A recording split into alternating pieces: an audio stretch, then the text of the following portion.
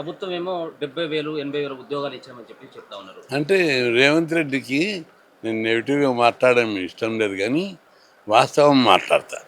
70,000 నేను ఇచ్చిండు ఆ నోటిఫికేషన్. గత ప్రభుత్వం ఇచ్చిన నోటిఫికేషన్ నేను భర్తీ చేశాడు. కొత్తగా ఇప్పుడు ఖాళీ ఉన్న ఉద్యోగాలకు ఇప్పుడు నోటిఫికేషన్ ఇవ్వమని అడుగుతున్నా. అందరు నిరుద్యోగులు కలిసి రాజకీయ నిరుద్యోగి అయినటువంటి రేవంత్ రెడ్డికి ముఖ్యమంత్రి పదవి ఇచ్చారు. ఈయన అధికారంకి వచ్చిన తర్వాత ఇప్పుడు దాదాపు రాష్ట్రంలో ఖాళీగా ఉన్న ఉద్యోగాలు 30,000 టీచర్ పోస్టులు ఖాళీ ఉన్నాయి. ప్రభుత్వ పాఠశాలలో 12,000, ఏ గురుకుల పాఠశాలలో 8,000, ఎయిడెడ్ పాఠశాలలో 6,000, అది మోడల్ స్కూల్లో 2,000, ఇట్లా ఇంకా అన్నిట్లో కలిసి మొత్తం 30,000 ఖాళీ. ఇక పోలీస్ శాఖలో 18,000 పోలీస్ కానిస్టేబుల్, ఎస్ఐలు, రిజర్వ్ పోస్టులు కలిసి 18,000 లార్జ్ స్కేల్లో ఉన్నాయి. ఈ పోస్టుల పోలీస్ పోస్టుల గురించి 5 లక్షల మంది, టీచర్ పోస్టుల గురించి 7 లక్షల మంది అర్హత కలిగిన వాళ్ళు రోడ్డు మీద తిరుగుతున్నారు. వీటికి వెంటనే నోటిఫికేషన్ వేయకపోతే పెద్ద ఎత్తున ఉద్యమం చేస్తామని మా అట్లా ఊరించి ఆశ కొంటే ఉద్యమం రాకుండా చేసే కుట్ర. రేవంత్ రెడ్డి వివాహాలు అనడం లోపల పెద్ద సిద్ధాస్తుడు.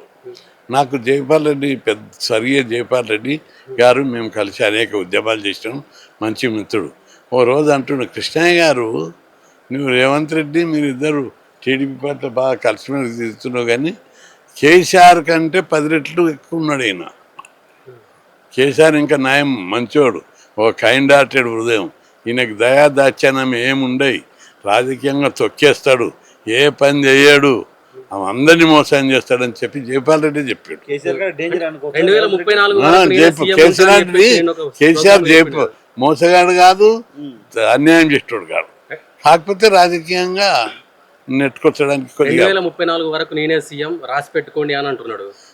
రాసి పెట్టుకోండి మీరు అందరు. 28 చూస్తారు, 28 లాస్ట్ ఆయనకు.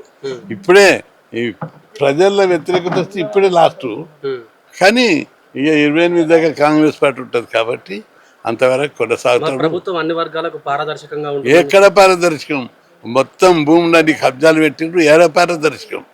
అదే పోయి చూడండి, కలెక్టరేట్లల్లో, ఎంఆర్ఓ ఆఫీసుల్లో మొత్తం కాంగ్రెస్ పార్టీ వాళ్ళు చెప్పి పట్ట భూములు కూడా మిగులుతలేవు వాళ్ళకు, ప్రభుత్వ భూములు మిగులుతలేవు, ఫ్రీడమ్ ఫైటర్స్ భూములు మిగులుతలేవు, అజైన్ భూములు, ఇనాం భూములు, డిఫెన్స్ భూములు, కంటోన్మెంట్ భూములు, రైల్వే భూములు, ఒక్కటా రెండా కాన్నిసీకుల భూములు, ఏ భూములను కూడా వదిలిపెట్టకుండా వరుస పెట్టి కథం పెట్టేస్తున్నారు. అందుకే ప్రభుత్వాన్ని హెచ్చరిస్తున్నాం.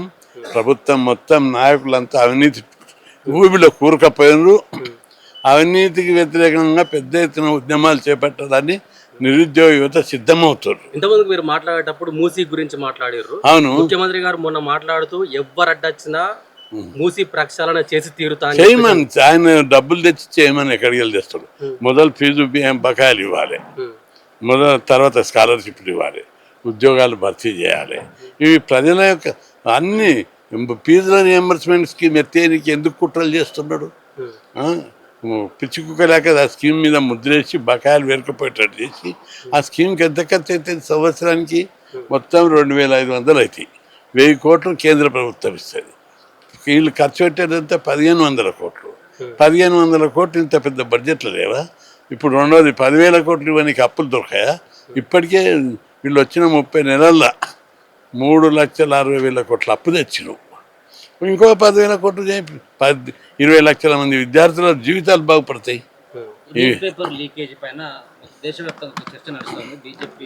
అదే ఎవరైనా దాన్ని ఖండిస్తారు.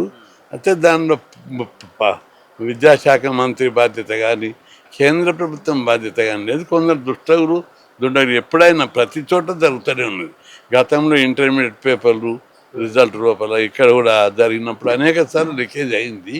దాని మీద దోషులను దొరకబట్టకపోతే, వాళ్ళని శిక్షించకపోతే అప్పుడు తప్పు.